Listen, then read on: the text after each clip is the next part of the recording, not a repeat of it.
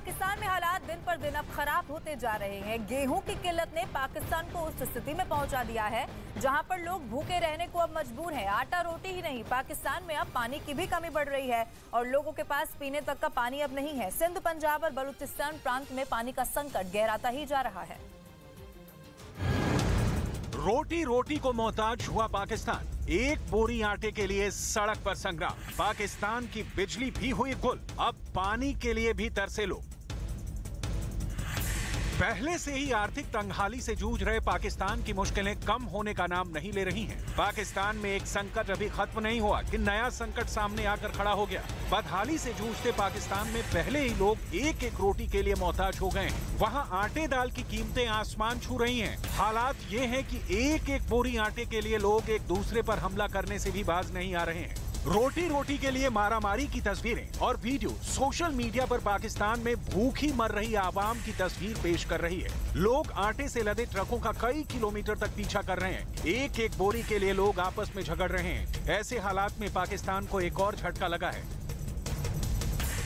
और वो है पानी की समस्या, क्योंकि पाकिस्तान में अन्न के साथ साथ अब पीने के पानी की भी नई समस्या हो सकती है। बताया जा रहा है कि पाकिस्तान के कई राज्यों में पानी की कमी है। सिंध और बलूचिस्तान में पानी की समस्या बढ़ती जा रही है। रिपोर्ट के मुताबिक बलूचिस्तान के कई इलाकों में पानी की भारी कमी हो गई है और ये समस्या विकराल होती जा रही है। बताया जा रहा है कि प्रशासन की लापरवाही और देख रेख के अभाव में पीने के पानी के प्लांट्स खराब होते जा रहे हैं, जिससे वहाँ पानी की समस्या बढ़ती जा रही है। जानकारी के मुताबिक पाकिस्तान के बलूचिस्तान में 25% लोगों को ही पीने का पानी मयस्सर है। कुछ ऐसे ही हालात वहाँ के सिंध प्रांत में भी हैं। वहीं पंजाब में भी पानी की समस्या बढ़ती जा रही है। पंजाब में 1,27,800 क्यूसेक पानी की जरूरत है, जबकि वहाँ सिर्फ 53,100 क्यूसेक पानी की ही आपूर्ति हो पा रही है। पाकिस्तान कर्ज के बोझ से इतना दब गया है कि अब देश भूखा मरने के मुहाने पर पहुंच गया है।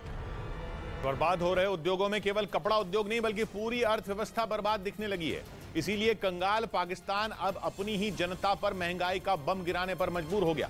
खबर है कि पाकिस्तान की सरकार अपने खाली खजाने को भरने के लिए वहां के लोगों की जेब से 30,000 करोड़ निकालेगी। मतलब ये कि देश चलाने के लिए पाकिस्तान की सरकार को जो पैसा चाहिए वो वहां के लोगों से वसूल किया जाएगा।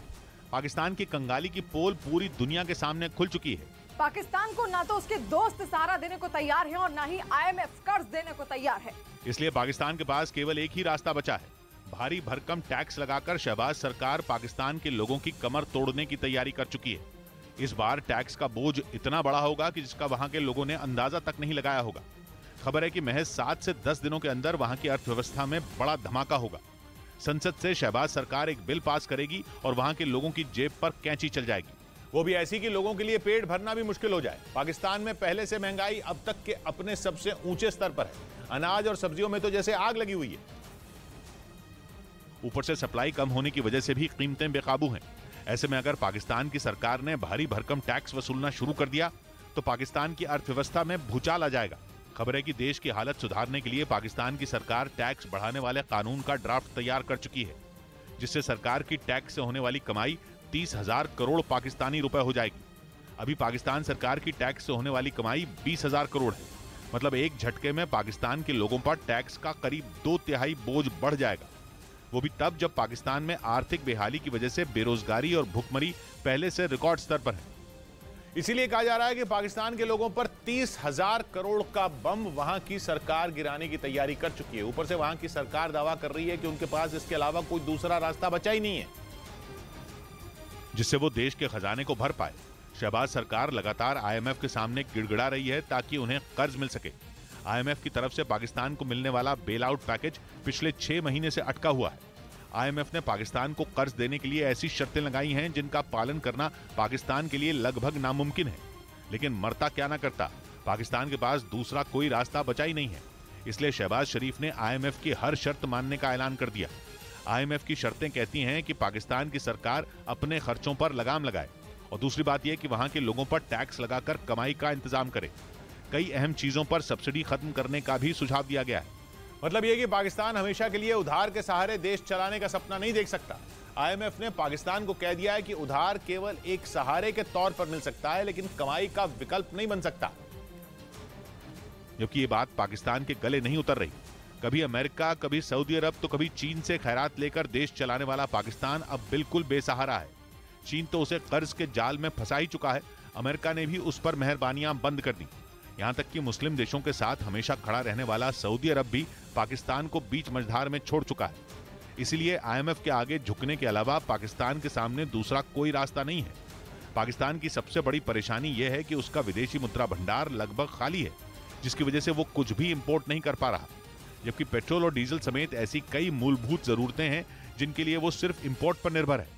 इसीलिए पाकिस्तान में हड़कंप जैसे हालात हैं। पेट्रोल पंपों पर पेट्रोल खत्म है तो सरकार का खजाना भी खाली है, अनाज के गोदाम खाली पड़े हैं और सब्जियों की कीमतें आसमान छू रही हैं। इसीलिए पाकिस्तान ने एक आखिरी कोशिश के तौर पर अमेरिका के सामने घुटने टेक दिए और अमेरिका से आईएमएफ पर दबाव डालने की अपील की। पाकिस्तान को लगता है कि आईएमएफ तो अमेरिका के इशारों पर पैसे फेंकने वाली संस्था है, इसलिए पाकिस्तान के विदेश मंत्री ने अमेरिका से मदद मांगी।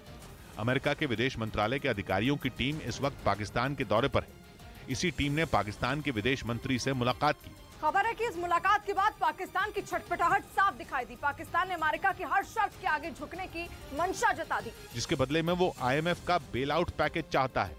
ऊपर से पाकिस्तान की सरकार की हालत ऐसी है कि दुनिया उस पर भरोसा करने को तैयार नहीं है। अमेरिका और आईएमएफ को भी इस बात पर भरोसा नहीं है कि शहबाज सरकार आईएमएफ की शर्तों के पूरा होने तक सत्ता में रहेगी या नहीं रहेगी। पाकिस्तान के क्वेटा शहर में गैस रिसाव की अलग अलग घटनाओं में 16 लोगों की मौत हो गई। पुलिस ने बताया कि पिछले 7 दिनों में शहर भर में गैस रिसाव की कई घटनाएं हुई और गैस रिसाव की इन घटनाओं की चपेट में आने से 16 लोगों की जान चली गई। वहीं कई लोगों को अस्पताल में भर्ती कराया गया। पुलिस ने बताया कि गैस की लोड शेडिंग और रिसाव की वजह से सिर्फ क्वेटा में ही नहीं बल्कि आसपास के जिलों से भी इस तरह की कई घटनाएं सामने आईं।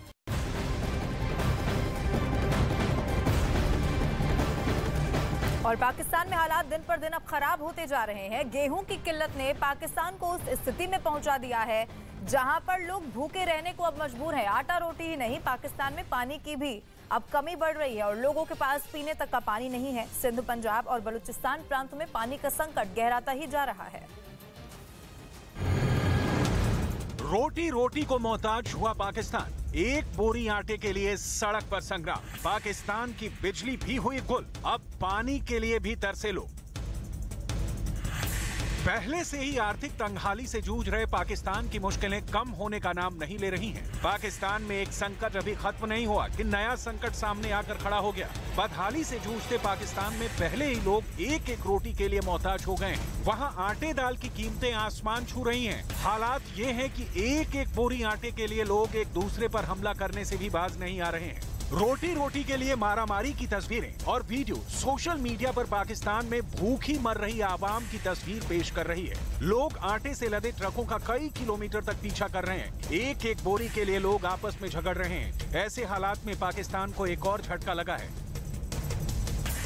और वो है पानी की समस्या, क्योंकि पाकिस्तान में अन्न के साथ साथ अब पीने के पानी की भी नई समस्या हो सकती है। बताया जा रहा है कि पाकिस्तान के कई राज्यों में पानी की कमी है। सिंध और बलूचिस्तान में पानी की समस्या बढ़ती जा रही है। रिपोर्ट के मुताबिक बलूचिस्तान के कई इलाकों में पानी की भारी कमी हो गई है और ये समस्या विकराल होती जा रही है। बताया जा रहा है कि प्रशासन की लापरवाही और देखरेख के अभाव में पीने के पानी के प्लांट्स खराब होते जा रहे हैं, जिससे वहाँ पानी की समस्या बढ़ती जा रही है। जानकारी के मुताबिक पाकिस्तान के बलूचिस्तान में 25% लोगों को ही पीने का पानी मयस्सर है। कुछ ऐसे ही हालात वहाँ के सिंध प्रांत में भी हैं। वहीं पंजाब में भी पानी की समस्या बढ़ती जा रही है। पंजाब में 1,27,800 क्यूसेक पानी की जरूरत है, जबकि वहाँ सिर्फ 53,100 क्यूसेक पानी की ही आपूर्ति हो पा रही है। पाकिस्तान कर्ज के बोझ से इतना दब गया है कि अब देश भूखा मरने के मुहाने पर पहुंच गया है। ईरान के एक अहम बंदरगाह पर पाकिस्तान की पनडुब्बी देखे जाने के बाद भारत हरकत में आ गया। अभी तक ईरान और पाकिस्तान के रिश्तों में कड़वाहट भरी थी, लेकिन यूक्रेन की जंग से बदले माहौल में दोनों देशों की करीबी बढ़ती जा रही है। इस करीबी का सबूत पेश करती एक सैटेलाइट तस्वीर भी सामने आई, जिसमें पाकिस्तान की नौसेना की पनडुब्बी कुछ घंटे नहीं बल्कि कई दिनों तक ईरान के बंदर अब्बास बंदरगाह पर खड़ी देखी गई। ईरान का बंदर अब्बास बंदरगाह स्ट्रेट ऑफ हॉर्मुज पर है और स्ट्रेट ऑफ हॉर्मुज अंतर्राष्ट्रीय व्यापार का बेहद अहम रूट है।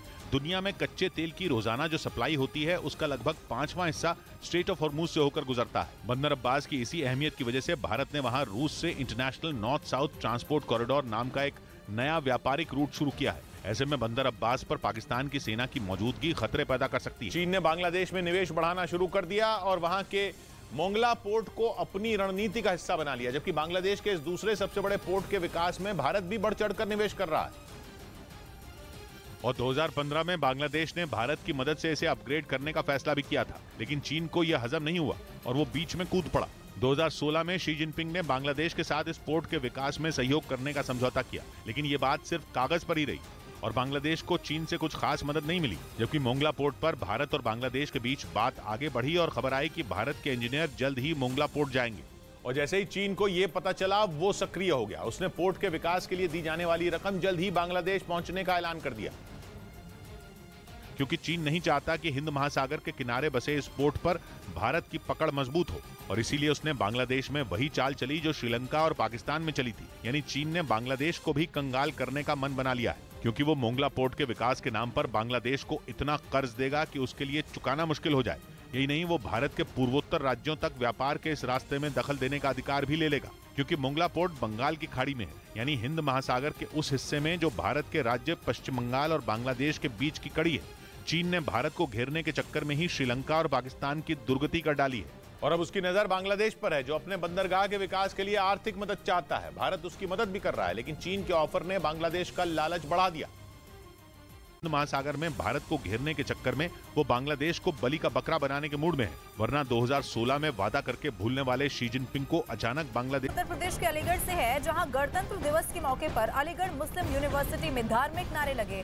जानकारी के मुताबिक अलीगढ़ मुस्लिम विश्वविद्यालय में गणतंत्र दिवस के मौके पर कार्यक्रम का आयोजन किया गया था और इसी दौरान ये धार्मिक नारे लगाए गए। इसका वीडियो एएमयू के पूर्व छात्र और बीजेपी के नेता ऋषित शर्मा ने ट्वीट किया और मामले पर संज्ञान लेने को कहा, जिसके बाद प्रशासन ने जांच के आदेश दे दिए हैं और कह दिया है कि दोषियों के खिलाफ सख्त कार्रवाई की जाएगी।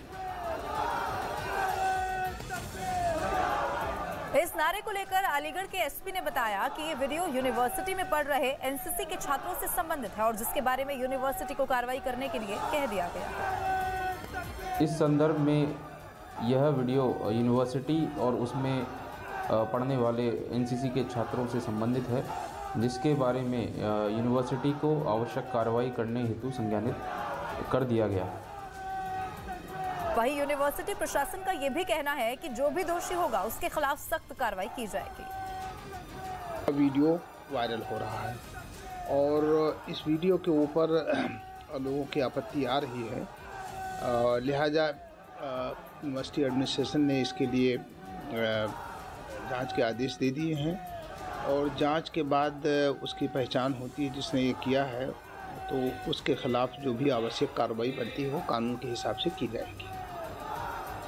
ये विवादित वीडियो सोशल मीडिया पर वायरल हुआ, जिसके बाद बीजेपी नेता ऋषित शर्मा ने अलीगढ़ पुलिस से इस पूरे मामले में जांच करने की बात कही। यह जो अलगाववादी तबके हैं, जो रेडिकल तबके हैं, इस प्रकार के संदेश देकर भारत में विघ्न पैदा करना चाहते हैं और कहीं ना कहीं एक अलगाववादी सोच को दर्शा रहे हैं। इधर हरियाणा के कुरुक्षेत्र में झंडा फहरा रहे पूर्व मंत्री संदीप सिंह के खिलाफ विरोध प्रदर्शन से हंगामा मच गया। वहां एक महिला संदीप सिंह के झंडा फहराते ही उनके विरोध में नारे लगाने लगी और सुरक्षा घेरा तोड़कर आगे आने की कोशिश करती नजर आई।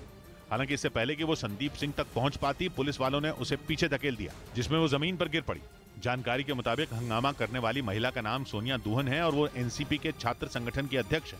हर जगह पे इसका विरोध करूंगी। सोनिया ने आरोप लगाया कि संदीप सिंह पर एक महिला खिलाड़ी से छेड़छाड़ का इल्जाम है और ऐसी स्थिति में उन्हें राष्ट्र ध्वज फहराने की इजाजत नहीं मिलनी चाहिए। इस पर पुलिस उन्हें बुरी तरह घसीटती हुई कार की तरफ ले गई और हंगामा करने के आरोप में उन्हें गिरफ्तार कर लिया। हालांकि कुछ देर बाद भारी विरोध की वजह से पुलिस को उन्हें छोड़ना पड़ा। बिहार के पूर्णिया में एक घर की छत पर पाकिस्तान का झंडा लगा होने से बवाल मच गया, जिस पर पुलिस ने फौरन एक्शन ले लिया और न सिर्फ वहां पहुंचकर घर से पाकिस्तान का झंडा उतरवाया, बल्कि इस मामले में शिकायत भी दर्ज कर ली। देख के उसको जांच पड़ताल के बाद ही हम बता पाएंगे। या पुलिस के मुताबिक ये घर मोहम्मद अशफाक नाम के शख्स का बताया गया, जिसने अपनी सफाई में ये दावा किया कि उसकी छत पर पाकिस्तान का झंडा कुछ बच्चों ने लगाया। उधर तुर्की के मलाटिया शहर से रोंगटे खड़े कर देने वाला एक वीडियो सामने आया, जिसमें एक बस पानी के अंदर समाती हुई नजर आई। लेकिन जैसे ही ये हादसा हुआ, बस में बैठे यात्रियों की जान आफत में आ गई। सामने आए वीडियो में वो बस बेकाबू होकर उस झील में घुसती हुई नजर आई, लेकिन जैसे ही वो पानी में समाई, उसमें तेजी से पानी भरने लगा, जिसके बाद अंदर बैठे यात्रियों ने किसी तरह से बाहर निकलने की कोशिश की, लेकिन पानी के तेज बहाव की वजह से बाहर निकलना आसान नहीं था। हालांकि आसपास मौजूद लोगों ने किसी तरह से उन्हें बाहर निकाला। गनीमत ये रही कि इस हादसे में किसी की भी जान नहीं गई, लेकिन कुछ लोग घायल हो गए, जिन्हें अस्पताल में भर्ती करवाया गया। बताया गया कि जिस वक्त ये हादसा हुआ, बस में 7 लोग बैठे हुए थे। में चलती ट्रेन में एक आदमी ने लोगों पर चाकू से हमला कर दिया, जिसमें 2 लोगों की मौत हो गई, जबकि 7 लोग घायल हो गए, जिनमें 3 की हालत गंभीर बताई गई। इस घटना की सूचना मिलते ही पुलिस फोर्स फौरन जर्मनी के बॉक्सशेट रेलवे स्टेशन पहुंची और उन्होंने हमलावर को हिरासत में ले लिया। अब पुलिस इस बात का पता लगाने में जुटी है कि उसने आखिर चलती ट्रेन में लोगों पर चाकू से ताबड़तोड़ वार क्यों किए। इजराइल के कब्जे वाले वेस्ट बैंक से एक बार फिर गोलीबारी की खबर सामने आई। वहां इजराइल की फौज की तरफ से की गई फायरिंग में फिलिस्तीन के 8 प्रदर्शनकारियों की जान चली गई, जो उस वक्त इजराइल की सरकार के खिलाफ नारेबाजी कर रहे थे। तभी इजराइल की फौज ने वहां ताबड़तोड़ गोलियां बरसा दी। जानकारी के मुताबिक इजराइल की फौज ने वहां कुछ जगहों पर छापे मारे, जिसका विरोध जताने के लिए लोग सड़कों पर उतर आए। इसके बाद नारेबाजी बढ़कर पत्थरबाजी तक पहुंच गई और उसके बदले में इजराइल की फौज को गोलियां चलानी पड़ी। हालांकि गोलीबारी से मची भगदड़ काफी देर बाद तक भी शांत नहीं हुई। यही वजह थी कि इजराइल की सेना ने उन इलाकों पर ड्रोन की मदद से नजर बनाए रखी जहां ये हंगामा हुआ था। एक बड़ी खबर आपको बताएं, नाइजीरिया में जोरदार धमाका हुआ, जिसमें 47 लोगों के मारे जाने की खबर है। कई लोग इसमें जख्मी हुए हैं। जानकारी के मुताबिक नाइजीरिया की वायुसेना ने एक गलत ऑपरेशन कर दिया और जिसमें आम नागरिकों की मौत हो गई। ये घटना उत्तर मध्य नाइजीरिया के नसरवा और बेन्यू राज्यों के बीच हुई, जहां चरवाहों का एक समूह अपने मवेशियों को बेन्यू से नरसवा ले जा रहा था। इस दौरान भयानक विस्फोट हुआ, जिसमें 47 चरवाहे मारे गए। इस ब्लास्ट में कई मवेशियों की भी मौत हुई। जहां ये विस्फोट हुआ है, ये इलाका जातीय, धार्मिक तनाव और हिंसक घटनाओं के लिए जाना जाने वाला है। इस इलाके में आए दिन आतंकी हमला होता रहता है, जिसके बाद नाइजीरिया की वायुसेना ने आतंकियों को टारगेट करके हमला बोल दिया, लेकिन इस हमले में चूक हो गई और चरवाहों की जान चली गई। अमेरिकी खुफिया एजेंसी FBI ने आरोप लगाया कि पिछले साल अमेरिका से चोरी की गई करोड़ों की क्रिप्टो करेंसी के पीछे उत्तर कोरिया का हाथ था, जिसकी वजह से अमेरिका को $100 मिलियन यानी भारतीय रुपयों के हिसाब से 800 करोड़ से ज्यादा का नुकसान उठाना पड़ा था। FBI के मुताबिक इसके लिए उत्तर कोरिया के कुछ हैकरों ने मिलकर अमेरिका के सॉफ्टवेयर में सेंधमारी की, जिसके पीछे की वजह अमेरिका के उत्तर कोरिया पर लगाए गए प्रतिबंधों को बताया गया। और ये दावा किया गया कि इस रकम का इस्तेमाल उत्तर कोरिया ने अपने देश में बैलिस्टिक मिसाइल और खतरनाक हथियार बनाने में किया। अमेरिकी खुफिया एजेंसी ने आरोप लगाया कि हैकरों को शह देने का काम खुद किम जोंग उन ने किया, ताकि इतनी बड़ी रकम पर एक झटके में हाथ साफ किया जा सके। बॉर्डर पर अपनी ताकत बढ़ाने के लिए भारतीय सेना 48 जेट पैक सूट खरीदेगी, जिनकी मदद से सेना के जवान बॉर्डर की निगरानी करने के साथ उड़कर दुश्मनों को मार गिराने में सक्षम होंगे। और इस जेट पैक सूट की मदद से सैनिक जब चाहे उड़ सकेंगे और आसानी से किसी भी जगह पर उतर भी सकेंगे। मतलब ये कि इस सूट को पहनकर इंसान जेट बन जाएगा। गैस टरबाइन इंजन से चलने वाले इस सूट का वजन 40 किलो तक होगा, जिसे पहनकर सैनिक 50 किलोमीटर प्रति घंटा की रफ्तार से हवा में 8 मिनट तक उड़ सकेंगे। इस तरह के सूट में 5 गैस टरबाइन जेट इंजन लगे होते हैं, जो करीब 1000 हॉर्स पावर की ऊर्जा पैदा करते हैं। ये सूट जेट फ्यूल, डीजल या केरोसिन से भी चल सकता है। इसके अलावा सेना सामान ढोने के लिए 100 रोबो खच्चर भी खरीदेगी। ये रोबोट जानवर की तरह 4 पैरों वाला होगा, जिसका इस्तेमाल 10,000 फीट की ऊंचाई पर भी किया जा सकेगा। और इस बीच उत्तर प्रदेश के अमरोहा में पठान फिल्म देखने के दौरान जमकर मारपीट की खबर सामने आई है। दर्शकों के बीच जमकर लात घूसे चले। मारपीट का ये वीडियो सोशल मीडिया पर वायरल भी हो गया। बताया जा रहा है कि फिल्म के दौरान किसी ने कमेंट कर दिया कि तभी मारपीट शुरू हो गई, जिसमें 2 दर्जन से ज्यादा लोग एक दूसरे को मारते हुए दिखाई दिए। बागेश्वर धाम वाले बाबा पर चित्रकूट के एक आदमी ने अंधविश्वास फैलाने और झूठे वादे करने का आरोप लगाया। उसका इल्जाम है कि उसकी पत्नी पिछले साल जुलाई में बागेश्वर धाम में गुम हो गई थी, जिसकी शिकायत करने पर धीरेन्द्र कृष्ण शास्त्री ने आधे घंटे में उनके मिल जाने का भरोसा दिया, लेकिन 7 महीने बाद तक उनकी कोई खबर नहीं लगी। कहा रो नहीं, उसका पता आ गया है, फोटो आ गई है, हम आधा घंटा बाद बता देंगे। चित्रकूट के रहने वाले दुर्गा प्रसाद रैकवार के मुताबिक वो अपनी पत्नी को भूत प्रेत की शिकायत की वजह से बागेश्वर धाम ले गए थे, जहां उनकी पत्नी अचानक गायब हो गई। हालांकि जब उसकी शिकायत उन्होंने धीरेन्द्र कृष्ण शास्त्री से करनी चाहिए तो सुरक्षा कर्मियों ने उन्हें रोक दिया। जिसके बाद उन्होंने इसकी शिकायत पुलिस से भी की, लेकिन वहां से भी उन्हें कोई मदद नहीं मिली। गणतंत्र दिवस पर पंजाब की पटियाला जेल में बंद कांग्रेस नेता नवजोत सिंह सिद्धू को रिहा नहीं किया गया। जेल प्रशासन ने 26 जनवरी पर अच्छे आचरण वाले कुछ कैदियों को रिहा करने की सिफारिश पंजाब सरकार को भेजी थी, जिसमें सिद्धू का भी नाम था, लेकिन उनकी रिहाई नहीं हुई, जिससे परिवार और उनके समर्थकों में नाराजगी दिखी। सिद्धू की पत्नी नवजोत कौर ने ट्वीट कर पंजाब सरकार पर निशाना साधा। 35 साल पुराने एक मामले में सिद्धू करीब 8 महीने से जेल में है। इधर बिहार के भागलपुर में एक बैंक में हुई चोरी का सीसीटीवी वीडियो सामने आया, जिसमें बैंक से 9 लाख की लूट को अंजाम देने वाले आरोपी नजर आ रहे हैं। सीसीटीवी देखने से लग रहा है कि सभी अपराधियों की उम्र 20 से 25 साल की होगी, जिसमें दिख रहे सभी अपराधियों के चेहरे ढके हुए हैं। कुछ ने सर्जिकल मास्क पहना था तो कुछ ने गलाबंद टोपी से अपना चेहरा ढका हुआ था। इस दौरान आरोपियों ने एक बैंक कर्मी और गार्ड के साथ मारपीट भी की और बैंक के गार्ड की बंदूक आरोपियों ने अपने कब्जे में ले ली। सीसीटीवी में ये भी नजर आ रहा है कि बैंक में मौजूद ग्राहकों को बैंक के फर्श पर बैठा दिया गया। बैंक कर्मियों की माने तो अपराधियों ने इतनी जल्दी पूरे बैंक को कब्जे में ले लिया कि कोई भी बैंक कर्मी अलार्म तक नहीं बजा सका। जब तक बैंक कर्मी कुछ समझ पाते तब तक अपराधी उन पर हावी हो चुके थे। जानकारी के मुताबिक अपराधियों ने कैश काउंटर के अलावा लॉकर में रखे कैश को भी निकाल लिया था और बैंक में रखे 9 लाख कैश को लेकर फरार हो गए। हालांकि पुलिस इस लूट की घटना के बाद आरोपियों की तलाश में जुटी है, लेकिन अभी तक इस घटना को अंजाम देने वाला एक भी आरोपी पुलिस के हाथ नहीं लग सका। और एक बड़ी खबर आपको बता दें, चीन और भारत की सीमा के हालात पर अमेरिका की नजर बनी हुई है। इस वक्त की बड़ी खबर आपको बता दें, चीन और भारत की सीमा के जो भी हालात इस वक्त बने हुए हैं उस पर अमेरिका ने नजर बनाई हुई है। अमेरिका के विदेश मंत्रालय का बयान सामने आया, हालात पर करीब से निगरानी की जा रही है। दोनों पक्षों के पीछे हटने पर खुशी, ये कहा गया। और संदीप ज्यादा जानकारी के साथ फोन लाइन पर जुड़ चुके हैं। संदीप, और क्या कहा गया अमेरिका के विदेश मंत्रालय की ओर से? देखिए, अमेरिका की स्टेट डिपार्टमेंट की तरफ से जो डिप्टी स्पीकर हैं उन्होंने एक बयान दिया है, जिस बयान में उन्होंने ये साफ किया है कि जो भी सिचुएशन भारत और चीन के बीच LAC पर है उस पर वो कंटिन्यू नजर बनाए हुए हैं। इससे पहले भी पेंटागन की कई रिपोर्ट्स आई हैं जिसमें ये साफ हुआ था कि चाइना लगातार अपने डिप्लॉयमेंट या इंफ्रास्ट्रक्चर डेवलपमेंट का काम वहाँ पे कर रहा है। और फिलहाल भारत और चीन के बीच LAC पर तवांग के विवाद के बाद से शांति है, किसी तरीके कोई ऐसा सिचुएशन क्रिएट नहीं हुआ है। लेकिन खुद सेना प्रमुख भी ये कह चुके हैं कि एक्सरसाइज के लिए चाइना ईस्टर्न सेक्टर में LAC के दूसरी तरफ अपनी जमावड़े को बढ़ा रहा है, तो लिहाजा अब अमेरिका पूरी तरीके से हर डेवलपमेंट पर नजर बनाए हुए है। बिल्कुल, बहुत शुक्रिया तमाम जानकारी के लिए।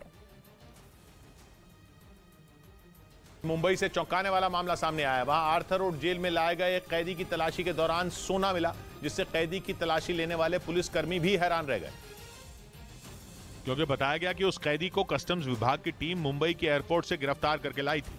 लेकिन जेल में एंट्री के समय जब उसकी तलाशी ली गई तो उसकी पैंट में छिपाकर रखी गई एक पतली सी थैली का पता चला, जिससे करीब 750 ग्राम सोना बरामद किया गया।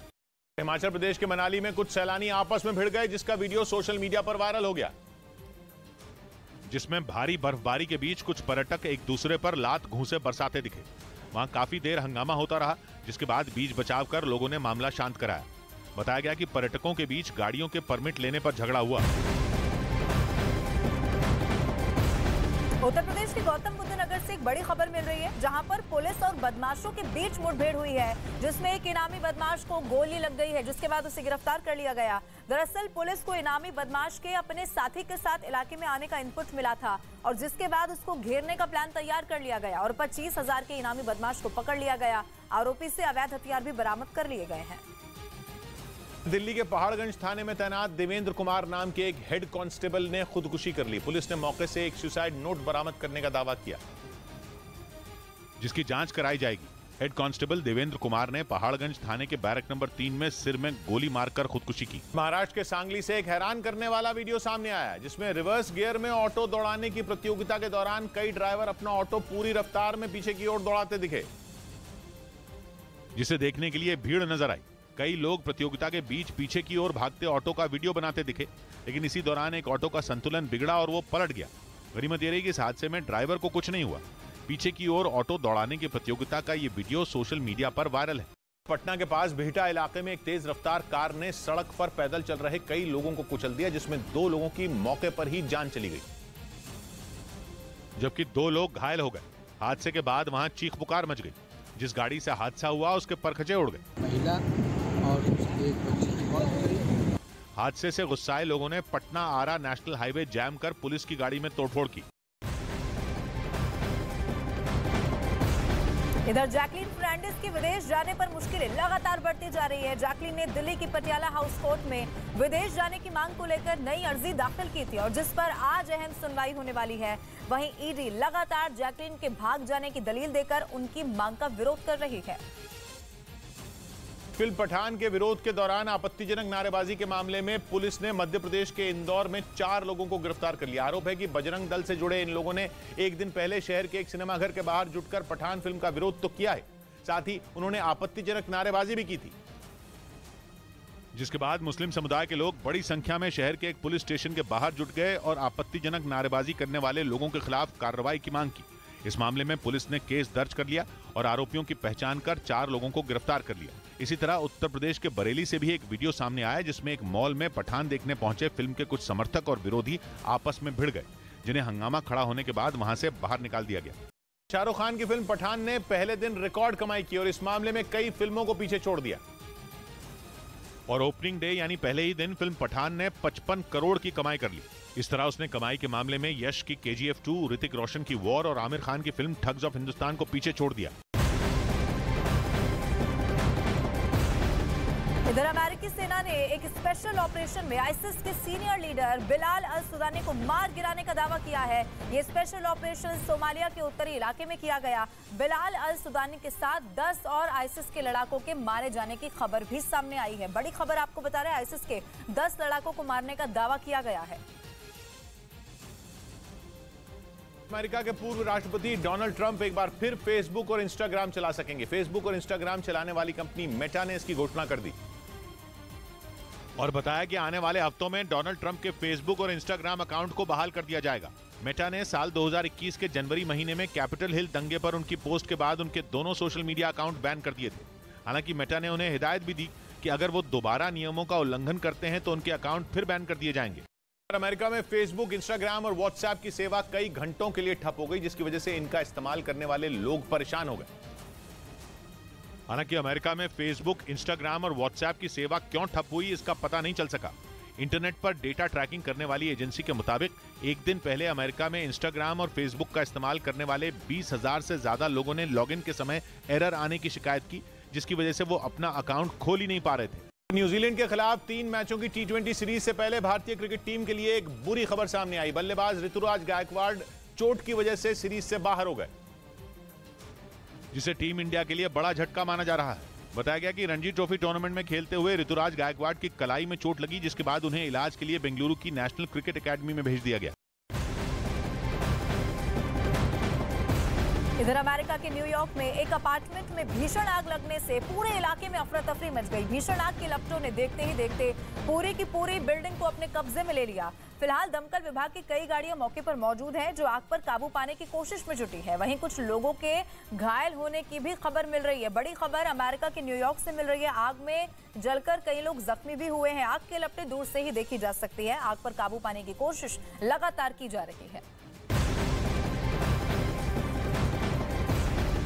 और अगली खबर पंजाब से है, जहां पर फिलीपींस में बैठे आतंकी अर्श डल्ला और उसके साथी मनप्रीत ने पंजाब पुलिस को खुली चुनौती दे दी है। न्यूज 18 को एक ऑडियो भेजा गया जिसमें खुद को मनप्रीत बताने वाले एक आदमी ने यह दावा किया कि पंजाब पुलिस ने लुधियाना के जगरांव में हुए एनकाउंटर में गलत आदमी को गोली मार दी। जगरांव में हुए इस एनकाउंटर में पुलिस की गोली लगने से एक बदमाश जख्मी हो गया, जबकि एक बदमाश फरार हो गया। पुलिस के मुताबिक पंजाब के एक कारोबारी से आतंकी अर्श डल्ला और उसके साथी मनप्रीत के नाम पर 30 लाख रुपए की फिरौती भी मांगी गई थी और जिसका पता चलते ही पुलिस ने पैसे लेने आ रहे बदमाशों को घेर लिया और फिर मुठभेड़ के दौरान पैर में गोली लगने से एक बदमाश जख्मी हो गया। इस घटना के बाद न्यूज 18 को एक ऑडियो भेजा गया जिसमें खुद को मनप्रीत बताने वाले उस शख्स ने यह दावा किया कि जगरांव में पुलिस ने बेकसूर आदमी को गोली मार दी है, लेकिन उसने ये भी माना कि वो आदमी उसका साथी है। हालांकि न्यूज 18 इस ऑडियो की पुष्टि नहीं करता।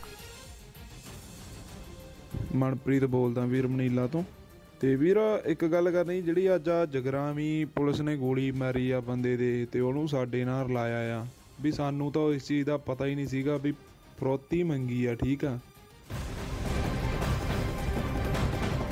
और एक बड़ी खबर उत्तर प्रदेश के गौतम बुद्ध नगर से मिल रही है, जहां पर पुलिस और बदमाशों के बीच मुठभेड़ हुई है, जिसमें एक इनामी बदमाश को गोली लग गई, जिसके बाद उसे गिरफ्तार कर लिया गया। दरअसल पुलिस को इनामी बदमाश के अपने साथी के साथ इलाके में आने का इनपुट मिला था और जिसके बाद उसको घेरने का प्लान तैयार कर लिया गया और 25,000 के इनामी बदमाश को पकड़ लिया गया। आरोपी से अवैध हथियार भी बरामद कर लिए गए हैं। और इधर मध्य प्रदेश के छतरपुर में कई छात्र आपस में ही भिड़ गए और जिसका वीडियो सोशल मीडिया पर तेजी के साथ वायरल हो गया, जिसमें वो बुरी तरह मारपीट करते हुए नजर आए। एक छात्र तो बेल्ट से भी दूसरे पर हमला करता हुआ दिखाई दिया। इस दौरान देखते ही देखते वहां भीड़ लग गई, लेकिन इसके बावजूद छात्र आपस में मारपीट करते रहे। कुछ लोगों ने उन्हें शांत करवाने की कोशिश भी की, लेकिन वो नहीं माने और एक दूसरे से लड़ते रहे। हालांकि काफी देर के बाद वो शांत हो गए। बताया गया कि छात्रों के बीच मामूली बात को लेकर विवाद हुआ था, जिसके बाद वो आपस में भिड़ गए। कांग्रेस नेता राहुल गांधी की भारत जोड़ो यात्रा के समापन समारोह में जेडीयू के अध्यक्ष शामिल नहीं होने वाले हैं। इस फैसले को लेकर जेडीयू अध्यक्ष ने कांग्रेस अध्यक्ष को चिट्ठी लिखकर शुभकामनाएं दी हैं। कांग्रेस ने एकजुटता दिखाने के लिए 30 जनवरी को कश्मीर में भारत जोड़ो यात्रा के समापन समारोह में 24 विपक्षी दलों को आमंत्रित किया था, लेकिन जेडीयू की तरफ से नागालैंड में अपना एक राजनीतिक कार्यक्रम में शामिल होने की बात कहकर टाल दिया गया। इधर छत्तीसगढ़ के सुकमा में सुरक्षा बल ने एक बम को नष्ट कर दिया और जिससे एक बड़ा हादसा होने से टल गया। सुरक्षा बल के जवानों ने गश्त के दौरान इस बम को बरामद किया था, जिसे एक जंगल में ले जाकर नाकाम कर दिया गया, लेकिन जैसे ही वहां बम फटा, पूरा इलाका तेज धमाके से गूंज उठा। सुरक्षा बल को गश्त के दौरान ये आईडी मिला था, जिसके बाद उन्होंने इसकी जानकारी बम निरोधक दस्ते को दी। मौके पर पहुंची बम निरोधक दस्ते की टीम ने उसे बेहद सावधानी से नष्ट कर दिया। इसके बाद सुरक्षा बल ने आसपास के इलाके में सर्च ऑपरेशन भी चलाया, ताकि अगर कहीं कोई और बम हो तो उसे भी नष्ट किया जा सके। न्यूज़ 18 इंडिया की web series FIR number 208 streaming सून।